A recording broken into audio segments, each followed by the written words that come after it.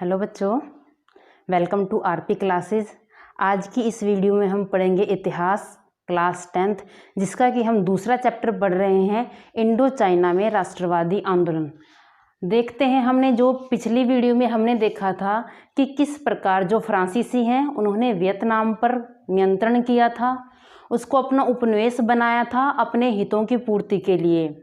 उनके ऊपर आर्थिक नियंत्रण, सैनिक नियंत्रण के साथ साथ उनके धर्म, उनकी संस्कृति पर भी वियतनामियों की फ्रांसीसियों ने नियंत्रण किया था। जो वियतनाम था उन्होंने फिर उनका विरोध करना शुरू किया। वो शिक्षा के माध्यम से विरोध किया गया और उसके अलावा अन्य स्रोत के द्वारा भी फ्रांसीसियों का विरोध करना शुरू किया। हमने पहले वाली वीडियो में देखा था कि शिक्षा के क्षेत्र में किस प्रकार विरोध हुए। हमारा आज का अगला टॉपिक है कि साफ सफाई, बीमारी और रोजमर्रा प्रतिरोध, यानी शिक्षा के अलावा भी जो वहाँ की जनता थी, जो वहाँ की गुलाम जनता थी, अनेक प्रकार और विरोध के जो सोर्सेज अपनाए। जैसे कि उन्होंने जिस भी क्षेत्र में फ्रांसीसियों ने हस्तक्षेप किया वियतनाम के लोगों के जीवन में, उनकी रोज प्रतिदिन की जो भी कार्य प्रणाली थी, उनके बीच में फ्रांसीसियों ने जहाँ जहाँ पर भी हस्तक्षेप किया, जो वियतनामी है उन्होंने उनका धीरे धीरे विरोध करना शुरू कर दिया। जो आम लोग थे, आम जनता थी, उनका विरोध किया गया। जो नेक्स्ट टॉपिक हमारा बनता है हनोई पर प्लेग का हमला। अब हम एक एग्जाम्पल ले लेते हैं, अब हम एक उदाहरण ले लेते हैं स्वास्थ्य का, साफ सफाई का। जो फ्रांसीसी हैं वो मानते थे कि हम आपका आधुनिकीकरण करेंगे, हम यहाँ पर अपनी एक नई सभ्यता लेकर आएंगे, क्योंकि आपकी सभ्यता पुरानी है, बेकार है, वो किसी भी चीज़ के कोई काम नहीं है। इसलिए हम आपके शहर यानी वियतनाम के शहर किसका, हनोई शहर का क्या किया जाएगा, पुनर्निर्माण किया जाएगा। यानी वहाँ पर अपने तरीके के इंजीनियर बुलाए जाएंगे। वहाँ पर जो सड़कें हैं वो कैसे बनाई जाएंगी, चौड़ी चौड़ी सड़कें बनाई जाएंगी, यानी आधुनिक शहर का निर्माण किया जाएगा। शहर कैसा होगा, शहर खूबसूरत होगा, वो शहर जिसमें जल निकासी का प्रबंध किया जाएगा। एक नया शहर बसाया गया जहाँ पर जिस शहर में फ्रांसीसी रहेंगे, ये वियतनाम वालों के लिए शहर नहीं बसाया गया था। हनोई शहर का पुनर्निर्माण किया गया, जिस क्षेत्र में फ्रांसीसी रहते थे। जल निकासी के लिए प्रबंध किए गए, जो सीवर थे वो बड़े बड़े सीवर लगाए गए, और जो सीवर थे वो किस चीज़ का प्रतीक थे, आधुनिकता का प्रतीक थे, जो वहाँ पर सीवर लगाए गए थे।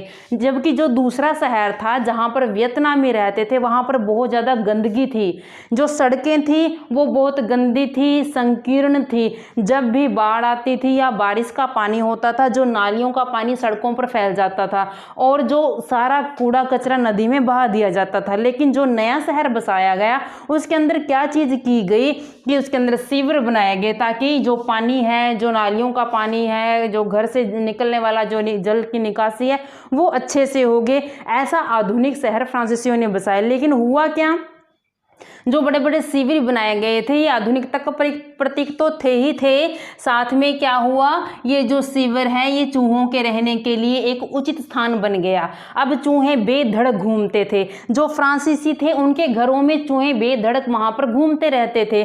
तब क्या हो जाता है, जो फ्रांसीसी हैं वो तंग आ जाते हैं चूहों से। एक तो तंग आना होता है, लेकिन वहाँ पर जो 1903 में जो हनोई के आधुनिक भाग था, आधुनिक भाग मतलब जहाँ फ्रांसीसी रहते थे, वहाँ पर एक बीमारी फैल जाती है, ब्यूबोनिक प्लेग नामक बीमारी फैल जाती है। अब फ्रांसीसी सोचने लगे कि अब क्या किया जाए, इस बीमारी को कैसे कम किया जाए। जो बीमारी थी किसकी वजह से थी, चूहे की वजह से थी। अब चूहों की क्या की गई, पकड़ धकड़ की गई। चूहों की पकड़ धकड़ करने के लिए 1902 में चूहों को पकड़ने की एक मुहिम की शुरुआत की गई। ये काम किसको दिया गया, वियतनामियों को यह काम दिया गया। इतनी ज़्यादा इसकी चूहों को पकड़ने की शुरुआत हुई कि एक दिन में 20,000 चूहे पकड़े गए। वियतनामियों को इस काम के पर रखा गया, चूहों के बदले उनको इनाम दिए जाते थे। तब क्या हुआ, वियतनामियों को लगा कि ये तो पैसे कमाने का अच्छा जरिया है। अब यहाँ पर बीमारी फैल रही है, जैसे कि हमारे यहाँ पर हम क्या करते हैं, जो गवर्नमेंट कहती है, जो भी दिशा निर्देश देती है, जो ऑर्डर निकालती है, हम उसके अकॉर्डिंग हम चलते हैं। क्यों? क्योंकि हमें पता है सरकार हमारी और हमारे लिए सोचती है। लेकिन वियतनाम में क्या था, फ्रांसीसी उनकी अपनी सरकार नहीं थी, तो लोगों को लगा कि ये समय अच्छा पैसा कमाने का समय है, सौदेबाजी करने का समय है। तो पैसे कैसे मिलते थे? जब चूहे थे, चूहों को पकड़कर उनकी पूंछ काट दी जाती थी, पूंछ दिखाई जाती थी फ्रांसीसियों को, उसके बदले पैसे दिए जाते थे। अब लोगों को, वियतनामियों को लगा कि सौदेबाजी करने का तो बहुत अच्छा आसान सा तरीका है। उन्होंने चूहे पकड़े, उनकी पूंछ काटी और चूहों को जिंदा छोड़ दिया ताकि वो आगे काम आ सके। उसके बाद क्या हुआ, कुछ लोगों ने तो चूहे पालना तक शुरू कर दिया, चूहे पालना शुरू कर दिया। अब क्या हुआ यहाँ, यानी क्या, उपनिवेशवाद का विरोध झलकता है हमें। जो गवर्नमेंट है, जो वहाँ की सरकार है, वो तंग आ जाती है क्योंकि वियतनाम वाले उनसे असहयोग कर रहे थे और जो बीमारी थी वो कम नहीं हो रही थी, क्योंकि चूहे कम नहीं हो रहे थे, बीमारी भी कम नहीं हुई। तो इस प्रकार हम देखते हैं कि जो उपनिवेशवाद का विरोध है, जो लोग हैं वियतनाम के, वो अनेक तरीकों से फ्रांसीसियों का विरोध कर रहे थे, चाहे उन्होंने कोई भी तरीका क्यों ना अपनाया हो। हम नेक्स्ट टॉपिक देखते हैं कि धर्म और उपनिवेश विरोध। हमने देखा शिक्षा क्षेत्र में विरोध हुआ, हमने देखा साफ सफाई के क्षेत्र में कैसे विरोध किया गया। अब हम देखते हैं धर्म के क्षेत्र में कैसे विरोध हुआ। जो औपनिवेशिक सत्ता थी, अपना वर्चस्व कायम करने के लिए आर्थिक और सैनिक नियंत्रण के साथ साथ उन्होंने धर्म के ऊपर भी नियंत्रण किया। उन्होंने क्या किया, अपना धर्म, ईसाई धर्म फैलाने की वहां पर कोशिश की। ईसाई धर्म फैलाने के लिए ईसाई मशीनरियां स्थापित की गई, लोगों का धर्म बदलने की कोशिश की गई। तो वहां पर जो वियतनामी थे, उनके क्या धर्म थे, जो धार्मिक विश्वास था उनका बौद्ध धर्म पर, कन्फ्यूशियसवाद पर और स्थानीय रीति रिवाजों पर उनका आधारित था। अब ये कन्फ्यूशियसवाद क्या है, कन्फ्यूशियसवाद का मत कहाँ से आया? एक कन्फ्यूशियस थे, वो चीनी विचारक थे, जो कि जिन्होंने वहाँ पर जो एक दार्शनिक, जो समाज के अंदर दार्शनिक विचार प्रस्तुत किए। उन्होंने क्या कहा कि जो प्रजा और जो राजा, उनका संबंध कैसा होना चाहिए, जैसे एक पिता और पुत्र का संबंध है, ऐसे विचारों को वियतनामी मानते थे। जो लोग इस प्रकार के विचारों को मानते हो, जो बौद्ध धर्म को मानते हो, जिनका अपना धर्म हो, अपनी विचार हो, वो ईसाई धर्म को या किसी भी अन्य धर्म को नहीं ग्रहण कर पाए। तो फिर क्या हुआ, अनेक 18वीं सदी में अनेक धार्मिक आंदोलन शुरू हो जाते हैं। वो धार्मिक आंदोलन पश्चिमी शक्तियों के प्रभाव को और उनकी उपस्थिति के खिलाफ क्या करते हैं, जागृति उत्पन्न कर देते हैं। ऐसा ही एक आंदोलन 1868 में स्कॉलर्स रिवोल्ट के नाम से चलता है।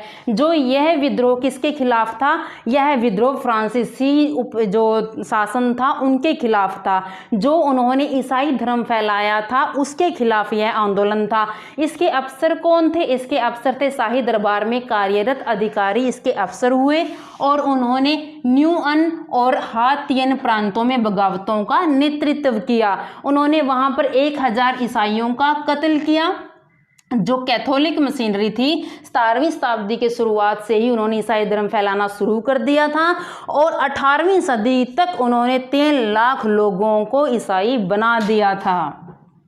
अब जो चीन था, वो जो अब वियतनाम है, वियतनाम की जो अभिजात्य वर्ग था, अभिजात्य वर्ग किस चीज़ की शिक्षा लेता था? चीनी भाषा की शिक्षा लेता था। जैसे कि मैंने पहले बताया है कि वहाँ की संस्कृति कौन सी थी, चीनी संस्कृति थी, इसलिए वो चीनी भाषा की ही शिक्षा लेता था।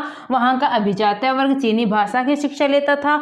वो अधिकतर कन्फ्यूशियसवाद की शिक्षा ग्रहण करते थे। और जो वहाँ के रहने वाले किसान थे, उनका क्या, उनके धार्मिक विश्वास क्या थे? समन्वयवादी। समन्वयवादी का अर्थ क्या है? जो विभिन्नताओं को न मानकर समानताओं को मानते हो, उन्हें कहा जाता है समन्वयवादी। ये परंपराएं मानते थे, ये बौद्ध धर्म को मानते थे। स्थानीय मूल मान्यताओं का मिश्रण था इनकी संस्कृति में। जो ये पूजा पाठ करते थे, जो ये अपने पराभौतिक ईश्वर को मानते थे, फ्रांसीसी कहते थे कि इस ईश्वर की जो पूजा करते हैं यह व्यर्थ है और इसको समाप्त करना है और इसकी जगह पर ईसाई धर्म लेकर आना है। किसानों की जो मूल धर्म थे, मान्यताएं थी, उनको समाप्त करना फ्रांसीसी चाहते थे।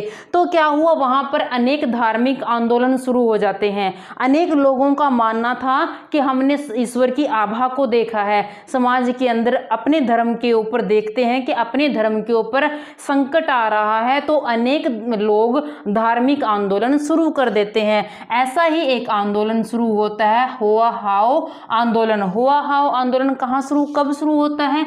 1939 में यह शुरू होता है। यह मेकोंग डेल्टा के हरे भरे इलाके में शुरू होता है।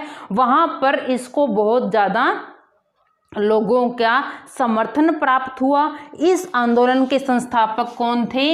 हुइन फूसो। हुइन फूसो क्या करते थे? जो जादू टोना है उसको और जो गरीबों की मदद ये करते थे, यानी जादू टोने को खंडन करते थे, साथ में गरीबों की मदद करते थे।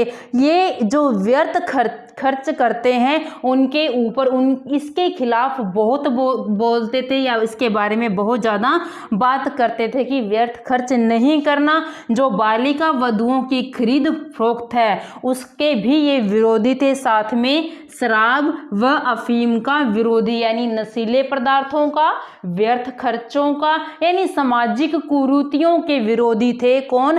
हुइन फूसो। और जिनका के आंदोलन क्या था? हुआ हाओ आंदोलन था। 1939 में यह आंदोलन चला। फ्रांसीसियों ने इस आंदोलन को कुचलने के लिए बहुत कार्य किए, लेकिन यह आंदोलन नहीं कुचला गया। जिस भी हद तक फ्रांसीसी जा सकते थे वो उस हद तक गए। अंत में क्या किया फ्रांसीसियों ने? जो फ्रांसीसी डॉक्टर थे उन्होंने क्या कहा कि जो ये फूसो है ना, ये तो पागल है। इसको पागल बोंजे कहकर संबोधित करते थे कि तो पागल है, इसको कुछ नहीं पता, इसको जो पागलों का हॉस्पिटल है वहां एडमिट कर दिया जाए। और इसके पास एक डॉक्टर रख दिया। किसके पास? हुइन फूसो को कहाँ डाल दिया? पागल खाने में डाल दिया। लेकिन क्या हुआ? देखिए कि जो डॉक्टर था जिसने इसको कहा था कि ये पागल है और उसको पागल साबित भी कर दिया था, वही डॉक्टर फूसो का अनुयायी बन जाता है। क्योंकि क्या हुआ? क्योंकि इनका भी अपना धर्म था और ये क्या करते थे? क्योंकि ये फूसो कोई आम व्यक्ति तो थे नहीं, जिसके पीछे इतनी जनता थी, जो जनता के लिए कार्य करते थे, तो जो डॉक्टर था वो भी इनका अनुयायी बन जाता है। और अंत में जब इनको पागल साबित ना कर पाए तो 1941 में फ्रांस के डॉक्टरों ने भी इनको स्वस्थ मान लिया। फिर क्या किया? क्योंकि अब स्वस्थ मान लिया, यहाँ पर रखते हैं तो वियतनाम की जनता इनके साथ होती है, जनता साथ होती है तो औपनिवेशिक शासन के लिए खतरा है। तो क्या किया? वियतनाम से इनको निष्कासित कर दिया जाता है और कहां पर? लाओस भेज दिया जाता है। जो भी इनके समर्थक थे, जो इनके अनुयायी थे, उनको कहां डाल दिया जाता है? यातना शिविर। यातना शिविर नाम से ही यानी डर लगता है कि यातना, जहां पर अनेक प्रकार की यातनाएं दी जाती है उसको बोला जाता है यातना शिविर। यातना शिविर में उनको डाल दिया गया।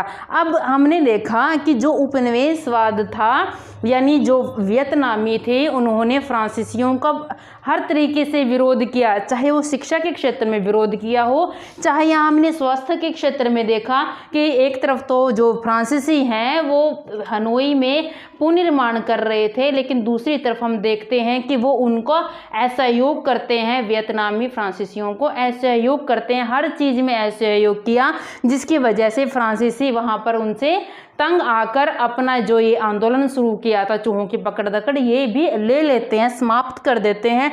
फिर बात आ जाती है धर्म की कि धर्म में अनेक धार्मिक आंदोलन चले। बेशक से स्कॉलर्स विद्रोह को 1868 में ही समाप्त कर दिया फ्रांसीसियों ने, और जो ये हुआ आंदोलन के संस्थापक हुइन फूसो को निष्कासित कर दिया वियतनाम से। उसके बावजूद भी लोगों में देशभक्ति की भावना जागृत हो जाती है। इन आंदोलनों के समाप्त होने के बाद भी जो वियतनामी हैं वो अपने देश के लिए जागृत हो जाते हैं, उनके अंदर राष्ट्रवाद की भावना जागृत हो जाती है और वो अपने राष्ट्र के लिए खड़े हो जाते हैं तथा फ्रांसीसियों का विरोध करते हैं। अब तक हमने यहाँ पढ़ा और आगे इस चैप्टर को नेक्स्ट वीडियो में हम आगे बढ़ाएंगे। आपको आज की मेरी वीडियो कैसी लगी ज़रूर बताएं। चैनल को सब्सक्राइब कीजिए, शेयर कीजिए